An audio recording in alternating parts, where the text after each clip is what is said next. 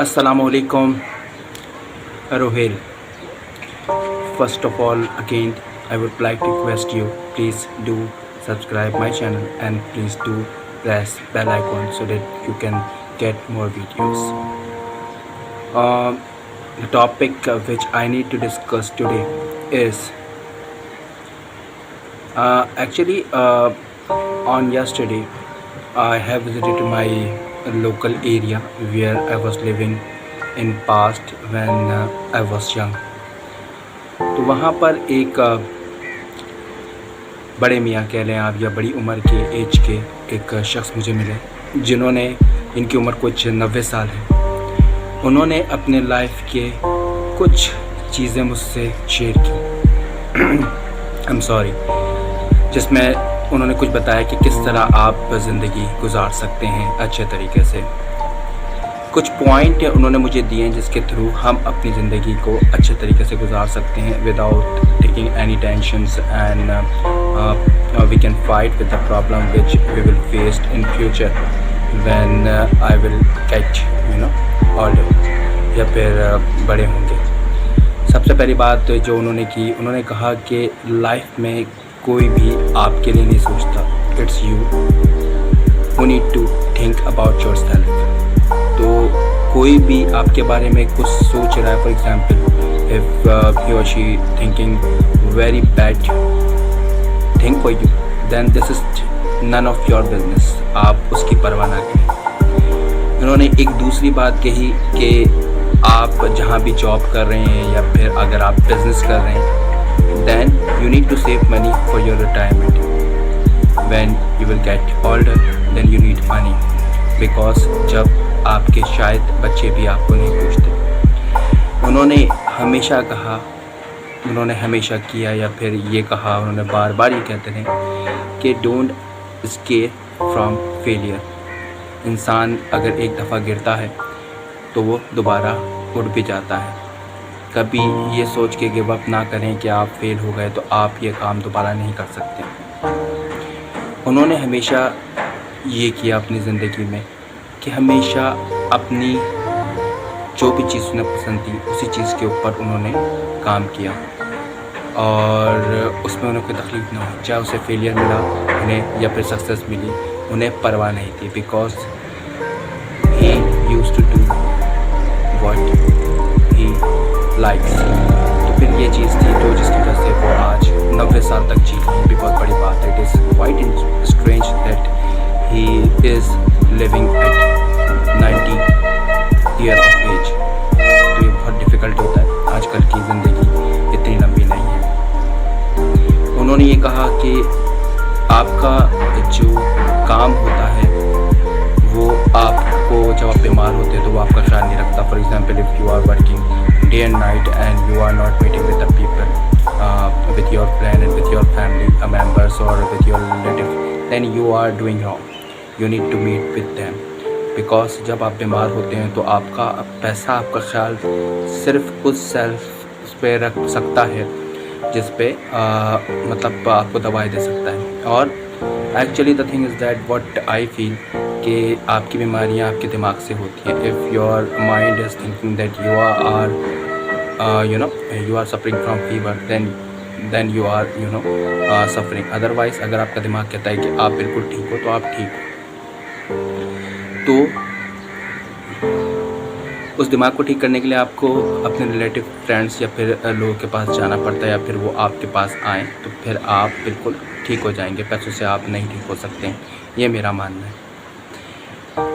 अच्छा, अब उन्होंने एक और चीज़ कहा कि there is a sex organ in your body part, and वो सेक्स ऑर्गन उन्होंने ब्रेन को कहा, चूँकि आपका ब्रेन ही आपको गलत मैसेज देता है। तो अपने ब्रेन को कंट्रोल रखें, उसकी जो ख्वाहिशात हैं अगर वो गलत हैं तो उसे रोकें।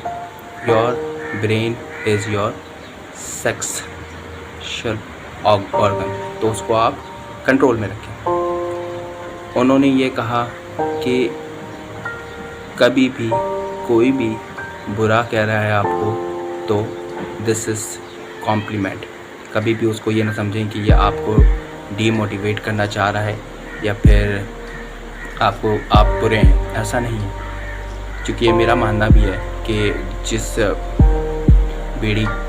जो बीड़ी मीठी होती है, जो दरख्त पे अच्छे फल लगे होते हैं, पत्थर तो इंसान वही पे मारता है क्योंकि उसे वही खाना होता है। तो अगर आपको कोई कह रहा है, कोई जेलस हो रहा है या फिर कोई ऐसी चीज़ हो रही है जिसकी वजह से आपको वो डिमोटिवेट करना चाह रहा है, तो आप समझो कॉम्प्लीमेंट है। उन्होंने ये कहा कि हमेशा खुश रहने की कोशिश करें तो ही आपकी ज़िंदगी लंबी हो सकती है। अदरवाइज़ अगर हम दोबारा से हमेशा से यही करते रहेंगे कि हम डिसार्ट रहें, तो शायद हमारी ज़िंदगी लंबी ना हो। और आप जो अल्लाह ने वक्त दिया है उसमें आप इंसान को जो ज़िंदगी मौत का फ़ैसला आपका जो हेल्दी लाइफ होती है या फिर आपकी जो वैसी लाइफ होती है वही करती है। तो अपने आप को हेल्दी करने की कोशिश करिए। There are so many things which he told me, जो शायद मुझे अभी याद भी नहीं है। जो याद है वो आपको बताया था कि आप कम अज़ कम एटलीस्ट इन चीज़ों से परहेज़ करें और इन चीज़ों के लिए आप कभी भी घबराएं ना।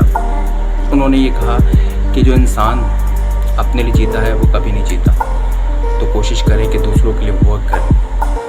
मतलब if you are doing it emotionally then it is good, but you need to do like you are doing for yourself, because if you are supporting to someone else or to the group of people, then Allah will support you. This is my belief and this is my faith. Allah will help you if you are supporting to some other group of people. तो आप ढूंढिए। This is not sympathy, this is empathy, and empathy is when you put your feet into the other shoes in order to feel the pain of other, then you will move to support him or her. If you are not doing it, then you are doing wrong with you. So please do support other, so that Allah will support you if you will face any problem and any tension in your life. तो हमेशा ये कीजिए। देखिएगा एक doctor, I am referring here Javed Chaudhary, जो कि एक anchor हैं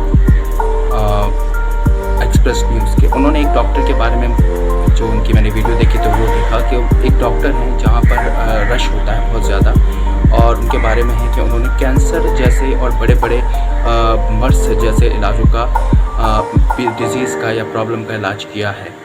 और ये सुपर उन्होंने दवाओं से नहीं किया।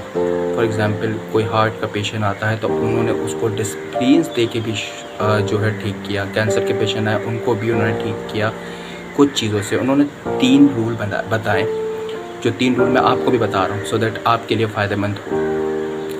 उन्होंने कहा कोई भी पेशेंट आता है, हार्ट पेशेंट या फिर ऐसा पेशेंट जिसको दूसरे डॉक्टरों ने दिन दे दिए हैं कि आप इतने दिन तक ही हैं या फिर आपकी लाइफ कम है, उन्होंने कहा कि मैंने 3 रूल बताए। सबसे पहला सवाल मेरा उनसे था, पेशेंट से, कि आपके माँ बाप ज़िंदा हैं, अगर हैं तो ठीक, नहीं है तो फिर सेकंड ऑप्शन की तरफ जाएंगे। अगर हैं तो उन्होंने कहा सुबह 3 टाइम आधे घंटे उनके साथ बैठें और हो सके तो माँ की गोद पर सर रख के थोड़ी देर उससे बातें करें और ये डिस्प्रिन खाएं। विद इन 1 वीक आप अपने हार्ट को ठीक महसूस करेंगे।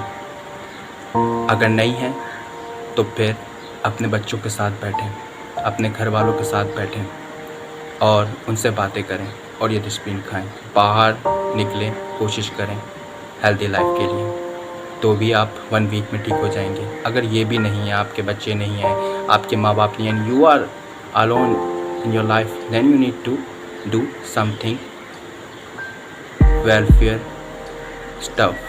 फॉर एग्ज़ाम्पल आपके पास पैसे हैं तो आप ढूंढें उन गरीबों को जो कि खानों के लिए मजबूर हैं, खाना नहीं है उनके पास, उनको खाना खिलाएं। किसी को शादी करवानी है, किसी बच्चे को, किसी बाप को बच्चे की और उसका पैसे नहीं तो उसकी शादी करवाएं। कोई हज करना चाहता है तो उसे हज करवाएं। सुबह से निकलें, पैसे आपके पास इतने हैं, अल्लाह ने आपको दिया है, तो फिर आप वेलफेयर की तरफ आएँ।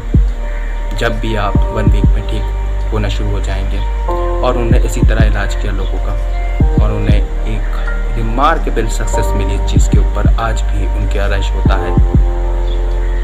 तो आप अपनी लाइफ में ये कीजिए तो इंशाअल्लाह ताला अल्लाह आपको और बेहतर रखेगा। This is Rohel and bye from my side. Please do subscribe my channel and press bell icon so that you can get more videos. जज़ाकल्लाह।